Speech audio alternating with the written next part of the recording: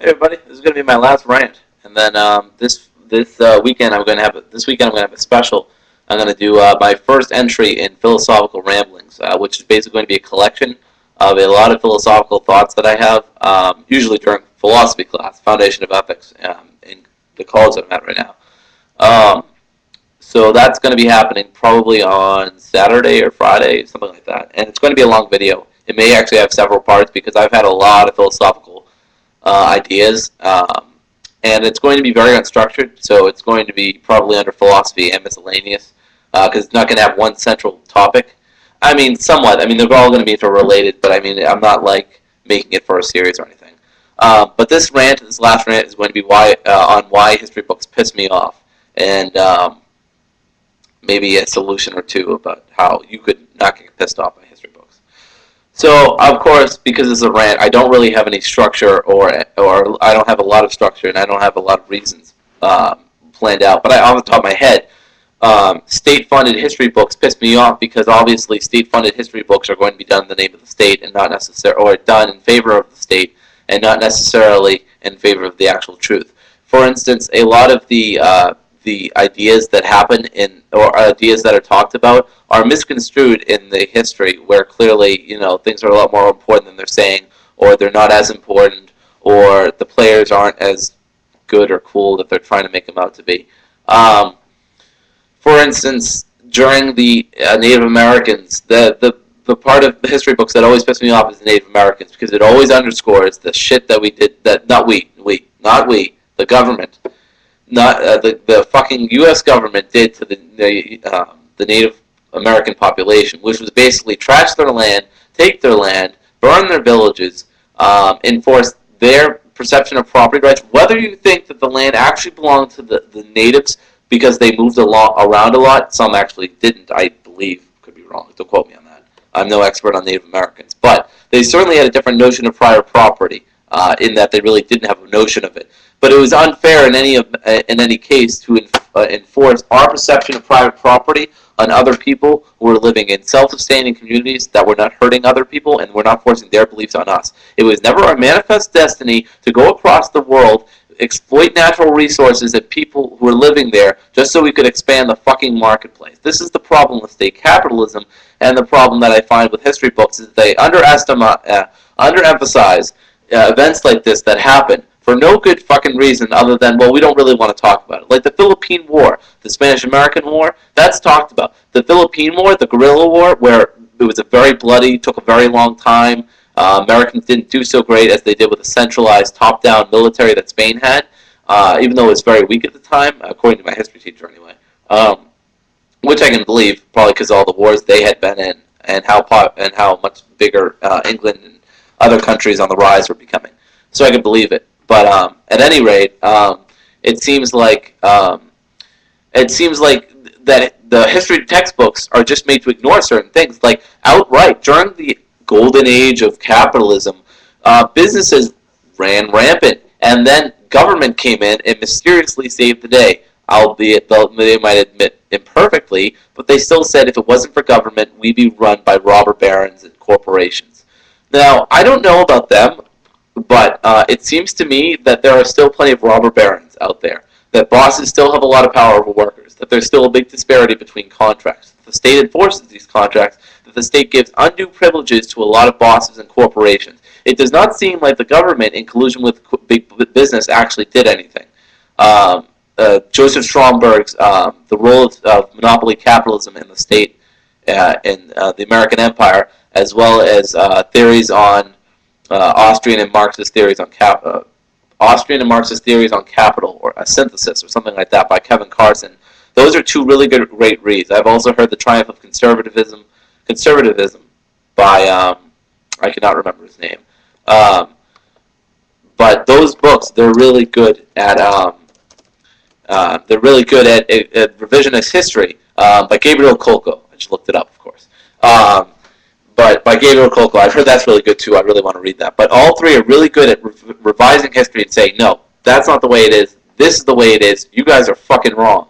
And it just pisses me off because, like, these history books, they have no emotions. You can't argue with a history book. You can't argue with these stupid rhetoric that somehow big businesses cannot be trusted to regulate themselves, but politicians can. I mean, think about it. Businesses aren't able to regulate themselves. That would be chaos. That would be destruction. That would be greed. Individualism run rampant, etc., etc. But if government regulates the people, if government regulates business, if government regulates itself, if government regulates the courts, its own courts, if it regulates its own police force, internally regulates itself, it will be fine. But if the marketplace does that, it's not fine. Why? Because the marketplace isn't as inclusive as other people, which is bullshit because everyone is in the marketplace. With politics, there are a certain caste of group, a certain caste of people who control other people. Whether you want to see it as the ruling class and the subject class, the exploiting class and the exploited class, the expropriators and the expropriated, the landowning class and the peasants, the feudal lords and the serfs, the slave and the master, the government and the people, it doesn't fucking matter. It is a class war. This is class war. And they don't want to call it class war, that's fine. But this is fucking class war. It's class war because there are two different classes. Government necessarily creates classes between people. One group of people that are more privileged and more wealthy due to that privilege coming from government, and another that is not, that is left alone to die, basically. The welfare programs don't do anything except redistribute wealth in meaningless ways, meaningless patterns. And it just irritates me that they think that somehow government is the be-all, end-all, and like another thing that pisses me off is that during the early 20th century, a lot of the left-wing, like the populist group, the populist party, basically wanted to create alternatives to the capitalist system. If you buy that it's capitalism, I don't really care either way. But they created alternatives. But they didn't think that, hey, we're self-organizing. We're creating our own communities. We're creating our own businesses. We're creating this. We're creating that. We don't even need government. It doesn't look like they needed government. But when they got there, they said, well, okay, now government should increase taxes and increase this and that and should get more involved in the economy to make it more stable. Now, if an economy becomes more stable, and that's just stupid. If you can create all those organizations by yourself, I don't see why you need government.